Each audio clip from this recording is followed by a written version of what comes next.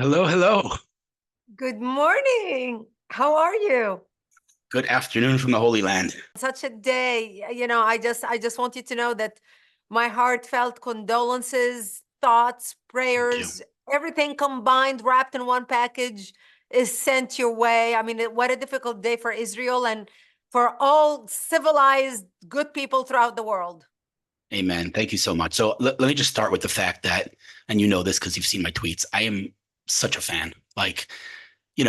Forget the fact that you're incredibly, your verbal abilities are unparalleled. Forget all of that.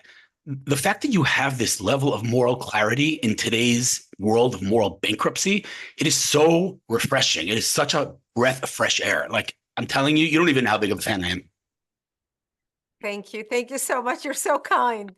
So we're going to jump in a second, and I know you're busy. I don't want to take too long of your time, but I definitely want to talk. I Yeah. just want to tell you something, and this is I really need you to know this because you know we work on our devices, right? I'm on mobile like 100%, and so it's not easy to know how much your words impact people. And so when people come over to me and say, "Oh, you're helping me get through this war," and it really makes me feel very good. And because again, I know the analytics, right? But you don't know. I just have to tell you that in the last 15 years, I've interviewed some real life legends, okay? Like from the founder of Apple, Steve Wozniak, to the man who invented the web browser, to just really the man who invented the Iron Dome, really, really amazing people. And I'm telling you, objective, like fact, I never, ever got this much excitement from my audience as I got from the fact that I'm talking to you. You cannot even imagine. Oh, The hundreds makes of my messages, heart so hundreds. happy.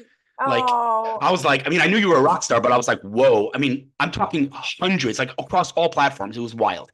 Okay, so listen, I know oh, you're a thank you. very I, busy I love person. what you do. I love what you do. Okay. I look at your tweets. I look at your posts, and you're doing amazing work. And you cannot believe how many people told me you need to go in an interview with him. Oh, that's And I'm so like, it's well, exciting.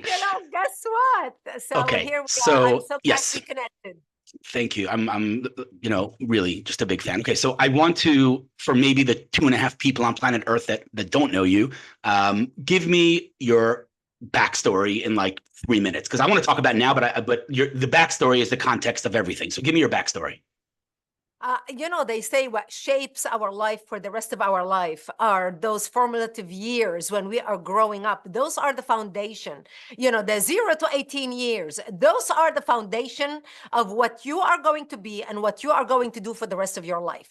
I was raised in a Christian home in Lebanon. I was an only child. I came to my family, to my parents 22 years after they were married. So I was truly a miracle in their lives. By the time I came to the family, my father was already retired. He was a successful businessman, built a lot of properties, was a real estate man. We owned the most famous restaurant in southern Lebanon in Marjayoun. So I lived a good life. I lived with a chauffeur to drive me to school and a living maid at home. Unfortunately, all that began to change in 1975 when the Palestinians started fighting the Lebanese, wanted to create a base from which to fight Israel, kill the Jews, and throw them into the sea. And they wanted to do that in Lebanon using Lebanese democracy to basically topple our democracy. A republic, let me put it this way, because we are a republic. It's very different than a democracy. We are exactly like the United States of America.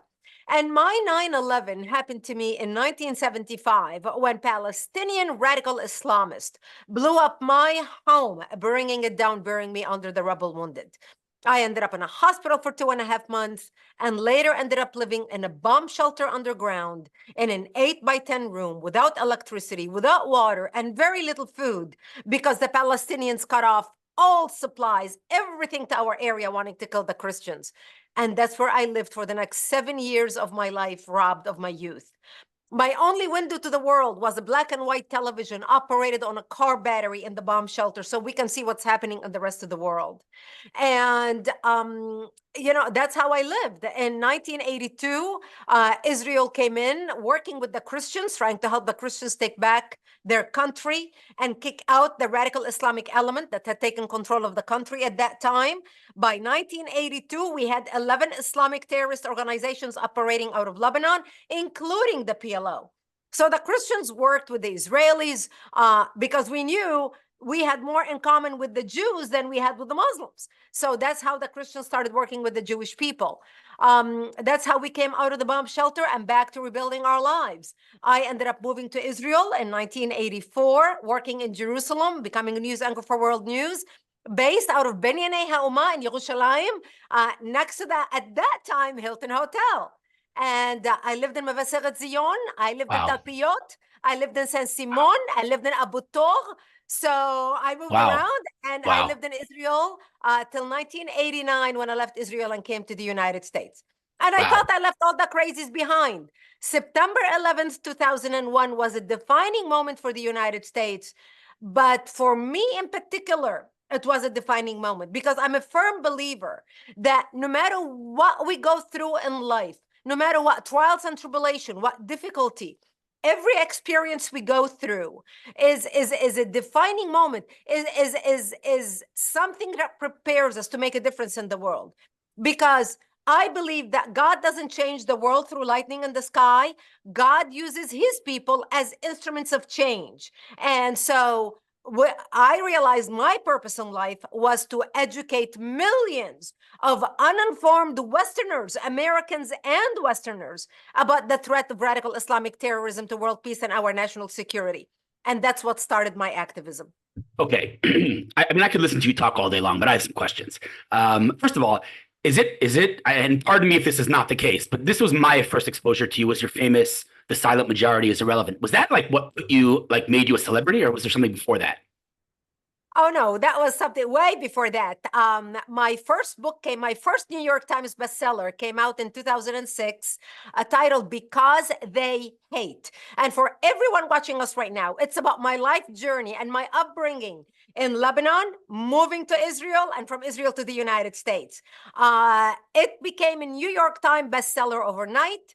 I have 3 New York Times bestsellers, by the way. Most people don't know that. But that book is about my life story. And that book came out in 2006. And the success of that book was based on my organization, Act for America, which I launched in 2002, right after 9/11. And I launched Act for America because, again, I believe every single one of us in life has a purpose, has a destiny. And I was very fortunate that I found my destiny very early on. So through my organization, that's what brought my exposure. And ironically, I've got to tell you the story. I did not even want to be on that panel. That I was on the board of the Benghazi Accountability Committee. You know, when they killed our ambassador in Benghazi and the Americans, and nobody was held accountable in our government. And my lobbyist at the time said, you need to be on on this speaking thing. They're holding this afternoon event. And I'm like, oh my gosh, they're a bunch of intellectuals. I'm not the intellectual, scholarly, talk legal mumbo jumbo. It's not me. It's not my personality. And she said, okay, you've got to go. So I'm sitting on that panel and I'm thinking, why did I do this to myself?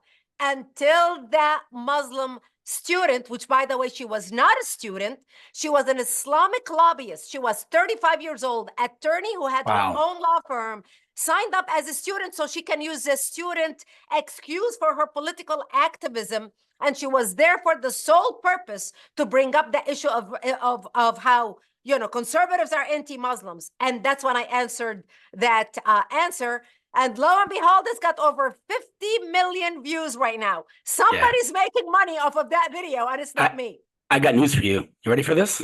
Out of those 50 million views, about 49 and a half of them are me. I watched that video and shared it hundreds of times. Like, it is just pure brilliance. I was meeting with another Israel, advocate earlier today, Rachel Feldman, and I showed her that video and she was like, oh my God, like, wow, it's really an unbelievable video. But okay, so let me see. Here's the thing. What I'm very happy we're having this interview for a lot of reasons, but one of the reasons is that I know that I could take off the gloves and not be politically correct, because you hate political correctness as much as I do. So let me just jump in. In the beginning of this discussion, you referenced the word Palestinian several times, multiple times. Why do you call them Palestinians? Was there an Arab Palestinian state that I'm not familiar with, or is that a made up propaganda term by the Arabs that call themselves Palestinians? Well, that's the name of the people that ruined my country of birth. And that's the name of the people that destroyed Lebanon, that bombed my home. I still walk around with shrapnel in my bone because of what they did to me and to the Christians in Lebanon. So when we talk about the Palestinians, I'm referring to the Palestinians who were kicked out of Jordan, and Lebanon was the only country to accept the third wave of them, us being, open-minded and fair and tolerant and multicultural. Lebanon used to be Paris of the Middle East, used to be the Switzerland of the Middle East under Christian control. And being Christians, coming from Judeo-Christian worldview of, do unto others what you want others to do unto you, treat people nicely, all of that stuff, we welcomed them in and they destroyed the country. So Palestine never existed as a country. Palestine is the name of a group of people who lived on a piece of land at that time known as Palestine. I have a lot of friends who are Jews who are Palestinians. Exactly. Who were born in Palestine. Unfortunately, there is so much ignorance in the world today that, and because of the silence of the Jewish people in setting the record straight, because they don't want confrontation, let's not create waves, we don't want to debate anybody. The Palestinians have been able to rewrite history while the Israelis and the Jews failed miserably in the PR department. And so when you hear me speak as a child, as a survivor of war in Lebanon, created by the Palestinians who destroyed Lebanon, I don't believe in political correctness. Anybody around me, I tell them before you enter the room, Brigitte Gabriel is in the room, throw your sensitivity sleeves out the window, because life is too important to speak in code words, not to offend anybody's feeling. There are two things in life, the truth and lies. And there's nothing in the middle. You're either lying or you're telling the truth. And so it's about time people who believe in the truth to develop a backbone and start speaking up authoritatively, unapologetically, in defense of the truth, because we owe it to our children to fight to keep the truth out so they can learn the reality that's going to shape their world. Right. That's music to my ears, but I'm still going to push back. Okay. I still want to push back because, as you know better than anyone, words matter, right? Words matter. And, for better or for worse, by the way, and not to get too deep into it, but just an hour ago, I posted a thank you post for the really strong statements that the American administration put out. I don't obviously like them. I'm not a fan. Would never support Kamala. Not a fan of Biden. But they put out a strong statement, and I wrote and I said, listen, I always talk about how words matter. So words matter. And here they put out nice, strong words for their ally, and I thank them. Now, the reason I'm bringing that up is because you said Palestinians and you said the people that came from Jordan. So why are we not calling them Jordanians? Because when we call them Palestinians, what we're basically doing is we're validating their false narrative that there was an Arab Palestinian state called Palestine, that the Jews came and kicked the Arabs out of their homes and occupied the land, and no such Arab country ever existed. And so maybe we should stop calling them Palestinians, because that in and of itself is political correctness. Let's call them what they are, Jordanians. Well, a lot of them are Egyptians. So you cannot say these are Egyptians and these are Jordanians, and you cannot differentiate between the two, because these people spread all throughout the Middle East, and they came from that part of the area that was known as, at that time, Gaza was in the hand of Egypt, and the West Bank was at the hand of Jordan. It was Jordan. But that area at that time, even the Jews before the establishment of Israel were Palestinian. So Palestinian is referring to the names of the people that came from that land. And that's why we call them Palestinians. Right. And in a way, it's important to define who they are, because right now, when you look at the mayhem created throughout the Middle East, it's Palestinians who created mayhem in Kuwait. It's the Palestinians who created mayhem in Jordan. It's the Palestinians who created mayhem in Lebanon and destroyed Lebanon. They couldn't do it in Kuwait because of the royal family. They couldn't do it in Jordan because of the royal family. It's basically dictatorships, because there were Islamic countries with one-man regime who had his thumb on them. King Hussein of Jordan bulldozed 30,000 of them and kicked them out. And nobody dared challenge him, because who's going to dare challenge the dictator? We in Lebanon, being open-minded and fair and tolerant and multicultural, again, that was what destroyed our democracy. They were able to destroy our republic because they used what made us successful against us. But It is these Palestinians, of all the refugees in the world, there has been millions of refugees throughout history who basically migrated to different parts of the world because of war. Look, I'm in America because of war. If my country of birth was so hot, it's a shame, it's beautiful, but if it can afford me a great life, I wouldn't be living in America. I would be making my dream come true in Lebanon. But Right. I'm living in America because I migrated, I became an American, and actually today, I am fighting Kamala Harris, who just pledged $157 million to be sent to Lebanon, while our people, our American people, because America is my country of choice. There's a big difference between being birthed into a country and adopting a country by choice. You know, we become American. A lot of Jews migrated throughout the world. They became American. They became Australians. They became French. They became British. They adapted into their country. They became productive members of their new country, and they called it home. You do not see Jews who are French Jews calling themselves, well, you know, we are originally from Spain, and we're going to go back and liberate Spain or whatever. We adopt into our new countries.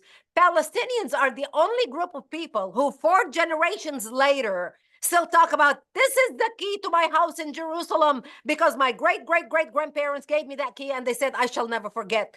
This is suicide generation by generation. And I Right. think it is important to point it out how they are destroying their lives, their children's lives, their future generations' lives, because they are so married to hate, they cannot let go of it.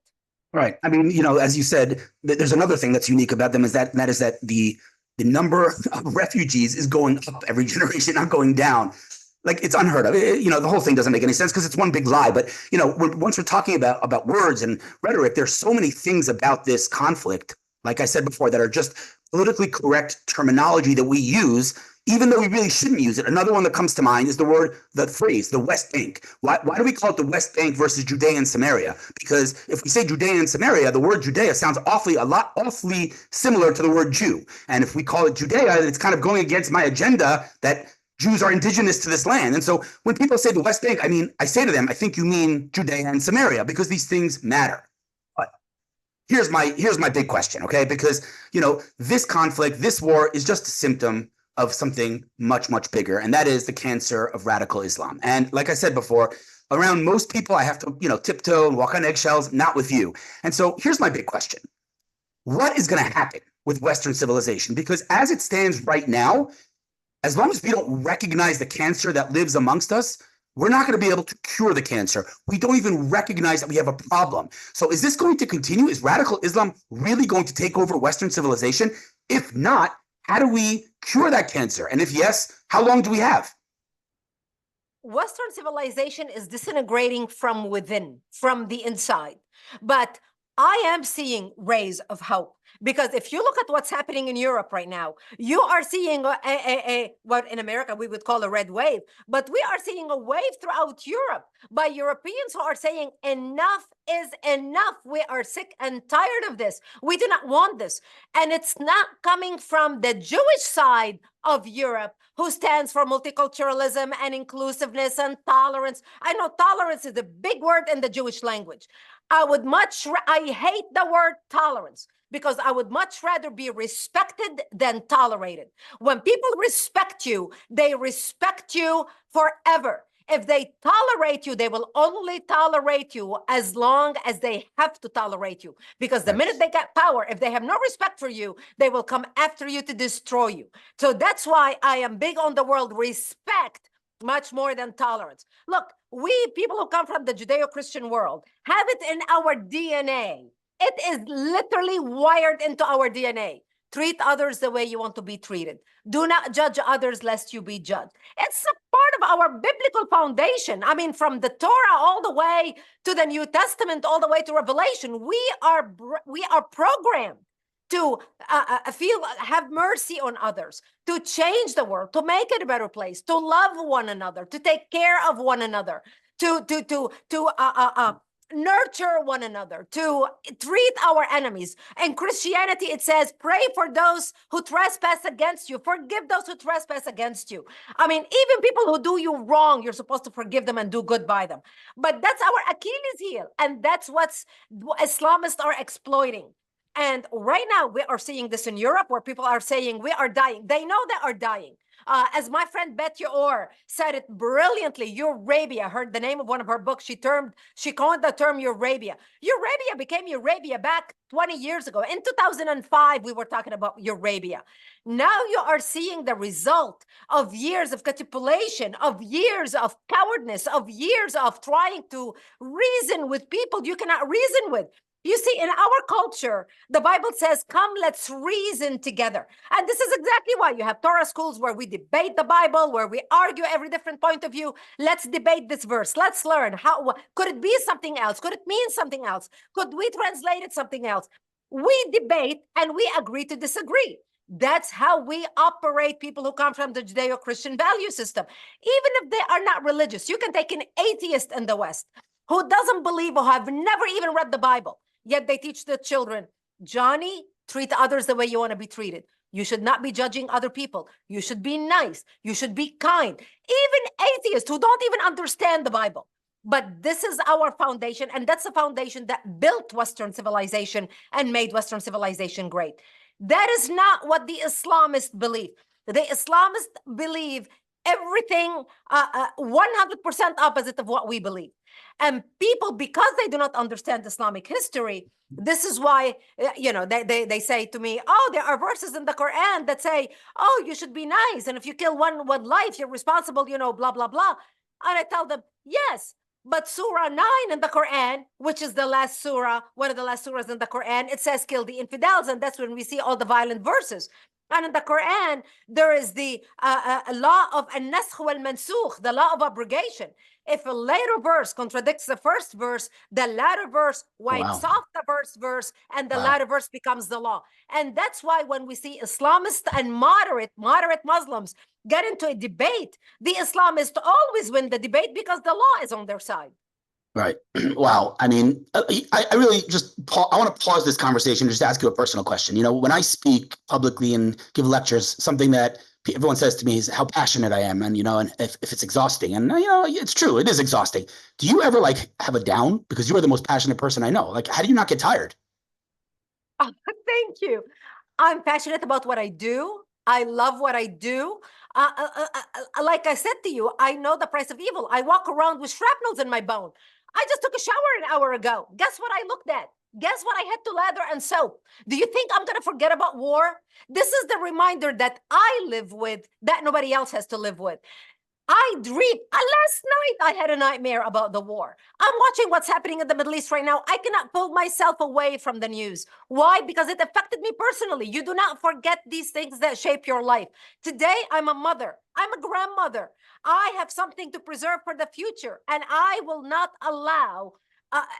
And I'll give you an example as to why I started my organization, Act for America. On 9/11, I was watching television, and the images of the World Trade Center come down and again and again and again. My two daughters came home from school that day, and they did not tell them at school what had happened. So my daughter came in, she's watching the images of the World Trade Center come down, and she said, Mommy, why did they do this to us? And I found myself looking into my daughter's eyes and repeating to her the exact same words my father said to me when I was a 10-year-old little girl wounded in a hospital in Lebanon. And I asked my father, why did they do this to us? And my father told me, they hate us because they consider us infidels and they want to kill us. I had to look into my daughter's eyes and repeat the same words to her. Here we were, 2 generations apart. She was a 10-year-old little girl who spoke English. I spoke Arabic. She was an American. I was Lebanese. 8,000 miles apart, 30 years apart, 2 continents apart. I had to repeat to my daughter the same words my daddy said to me. That day was my defining moment. That day I vowed that I will do everything I can to make sure that my daughter will never, ever have to look into her child's eyes and repeat to her or to him yet unborn that my daddy said to me and what I said to her. That day I was reborn as an activist. Before that, I was a television executive. I owned a TV production company. My clients were Oprah, ABC, NBC, CBS, Inside Edition, Dr. Phil, the biggest shows on television in America. I was living the American dream. I could have continued enjoying the perks of the entertainment industry, becoming a multimillionaire. But like I said earlier, I'm a believer that every one of us has a destiny. We go through experiences so we can be maybe a tool to change the world. And I found my destiny on that day. And that's when I decided to start my organization. And here we are, 22 years later. We have passed 253 bills on the federal and the state level. 8 million people a day we reach on social media. Activists on 97% of U.S. territory, able to impact election and impact policy. Wow. And that's what the passion of one person can do. Incredible. I'm proud to say that we have more things in common than I realized. I'm not sure if you're familiar with the story of my older brother, Ari Fuld. You know the story or not? No, You're not familiar? No. So my brother, Ari, was a very big, strong Israel advocate for many years. And 6 years ago tomorrow, he was walking in Efrat near Jerusalem, shopping for his family, and a kind Palestinian boy, who I'm going to call an Arab boy, came from behind. I think he was 16, and he stabbed Ari in a main artery in his neck. Ari then chased him down and shot him. Didn't kill him, but he basically saved a woman who the terrorist was about to murder. And then Ari unfortunately dropped dead. He has since become a hero of the state of Israel. But like you said, you've experienced radical Islam on your skin and on your body. I unfortunately was pulled into the conflict through the loss of my older brother Ari. By the way, after this. Yes. A turning point in your life. 100%. And by the way, side point, whenever you have a few minutes, Google him, because I think you'd find his story very fascinating. I think you also had a lot in common, but that's one thing we have in common. And the second thing we have in common is that on October 7th, I did what you did, and I shut down my business, which was a multi-million-dollar consulting business, literally shut it down and refocused all my energies on defending Israel online and fighting what we call the digital war, because as much as we're winning the military war, the digital war, not so much. But anyway, so I want to ask you this. I mean, the big question that I'm sure you lose sleep over, I know I lose sleep over, is how, like, you speak with such clarity, and it's so obvious the things that you're saying are truth. How does the world not see it? How is the Western world so blind to what radical Islam is? And you said it before, it's that we have core values that are at the foundation of everything we believe in. And our biggest problem, I think, is that we take those values and we think we can copy paste them to radical Islam, but they don't have those values. So my question is, how are we so blind? When I say we, I mean the Western world. And what do we do about that? How do we educate people to open their eyes? Well, you know what they say, if you repeat the lie enough time, it becomes truth. And that's what the Palestinians did. That's what the Arabs did. That's what the Arab media did, helped and abetted to allow this lie to continue by Jewish lefties all throughout the West who silenced people like me. If you Google my name, the worst articles written about me are not by Muslims, are not by Arabs, but by Jews. The character assassination I experienced is not by Muslims, it's by Jews. I'm not even invited to speak to Jewish groups because I'm considered so controversial. They are so afraid to offend their lefty donors that they are willing to silence the Brigitte Gabriels of the world, cut off my funding. My organization, Act for America, is one of the most influential organizations in the United States. I solely rely on public funding because I don't get funding from the federal government, because I don't want anybody to muzzle me. As you see, I'm very pro-Israel. I'm very outspoken. I'm very courageous because many people are afraid to even utter the words that I say. But I have such strong conviction that I am absolutely certain that if good people don't stand up and say something, evil dwells. And so I speak up. I'm willing to lay my life on the line, to speak up on the side of good, to speak up in the defense of good. And who are my enemies who are trying to kill me? Not the Muslims, not the Palestinians, but the Jews. And so they cut off funding to my organization. They literally paralyzed my organization, actforamerica.org. And while I'm on the topic, please, by all means, any of you watching, if you want to support, go to actforamerica.org right now and support my work. But I know I will be going there and supporting your work because it's unbelievable what you're doing. But I have to say something in our defense. When I say our, I mean the Jewish people. We tend to repeat scripts. Right.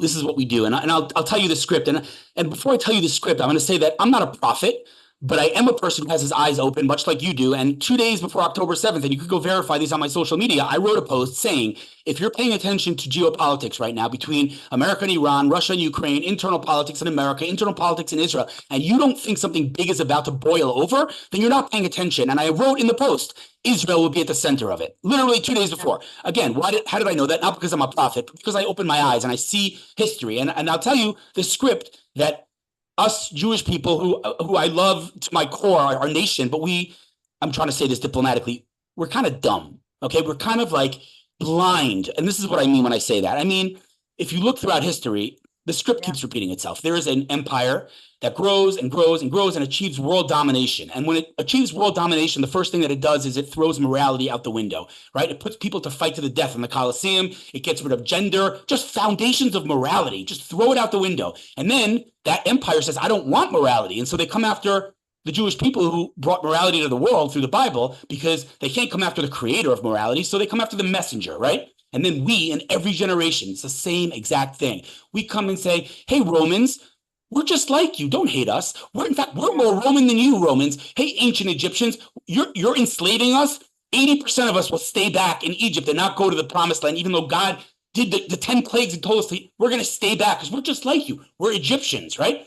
America, we're more American than you. Who are the most liberal people in America today? The Jews. We think, every generation, we think that we could convince our hosts that we're just like them. And you know what the host says to us every single time? They say, no, you're not. You're not just like us. In fact, we've developed a tool to show you that you're not just like us, and it's called anti-Semitism.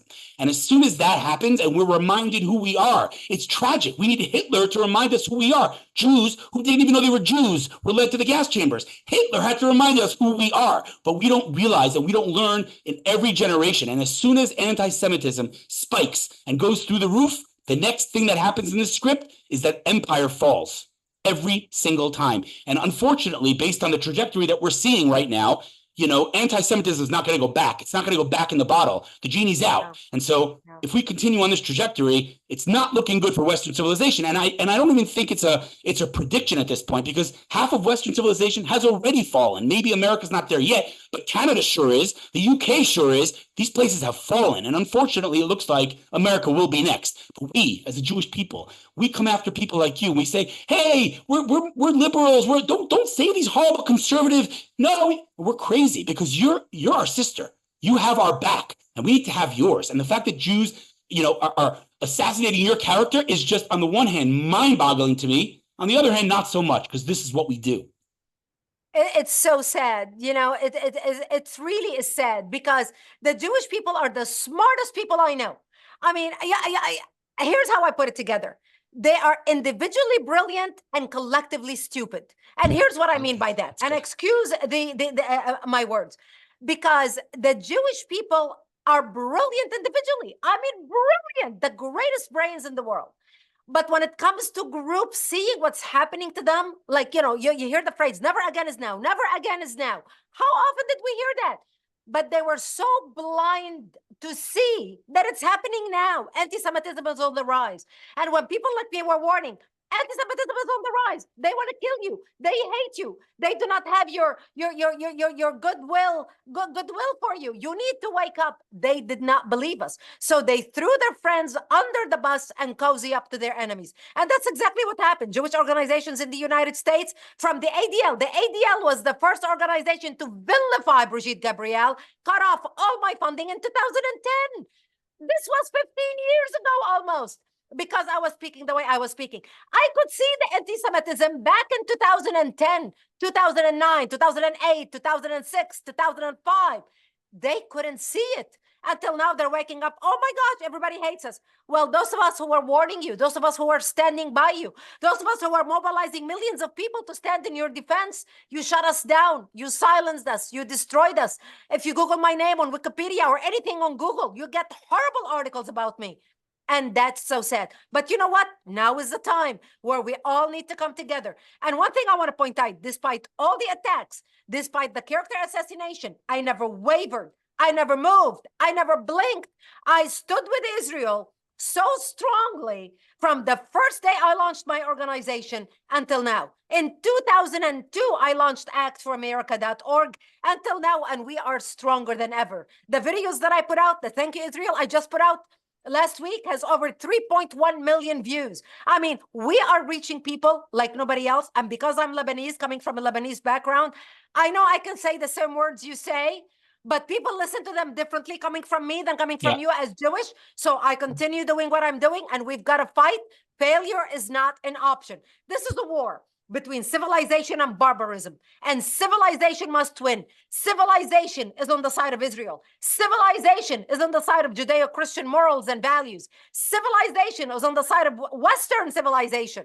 And we need to realize we are fighting barbarism. We are fighting people who can cut a woman's stomach open, take out a baby, and kill the baby while screaming, Allah is great, God is the greatest, because their religion actually congratulates them and encourages them to do so. This is barbarism. There is no other word for it. Right. Yeah. I mean, obviously, again, we completely see eye to eye on all of this. But I want to switch topics for 1 second because, the elections are coming up in the States, and obviously probably the most loaded, heated election maybe in the history of America. I know your opinions, of course. But, as I'm sure you do, I get a lot of pushback, a lot. And I'm not Mr. like, oh, Trump. I actually, and you'll forgive me for saying this because I know, we actually disagree on this.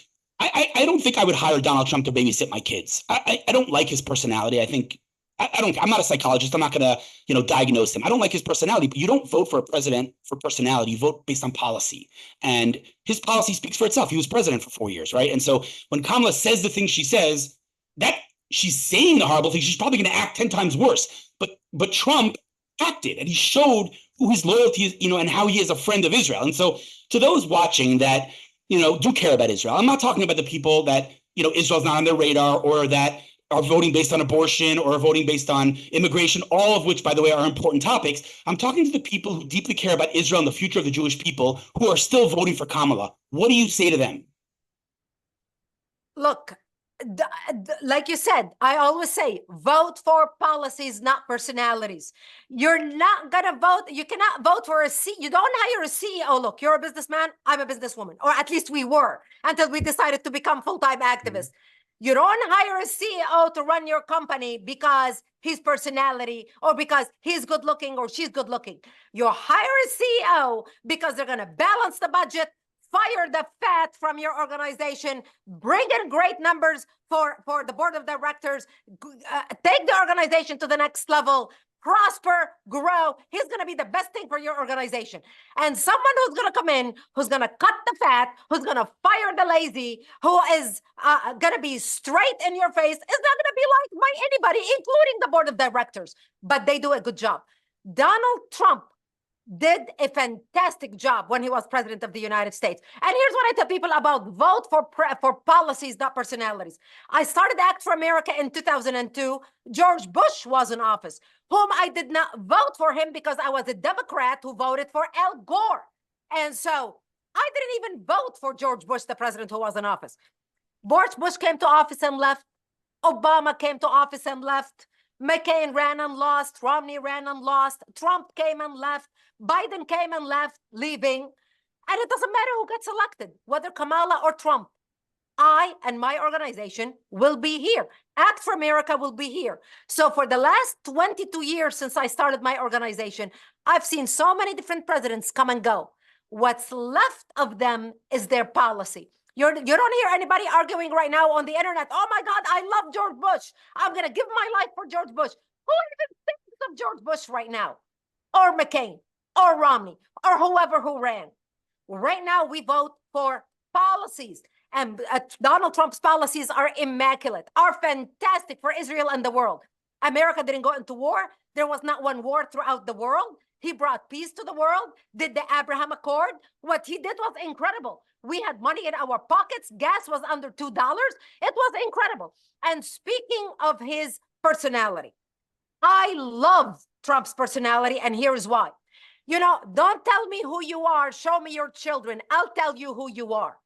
How many billionaires do you know whose kids have the ethics, that Donald Trump's kids have? How many billionaires do you know whose kids have the morals that Donald Trump's kids have? How many do you know of billionaires whose kids are losers? They're lost. They're lost because of the billions. They're lost because of all the money they got from their parents. Donald Trump's kids were never arrested, were never on drugs, never raped anybody.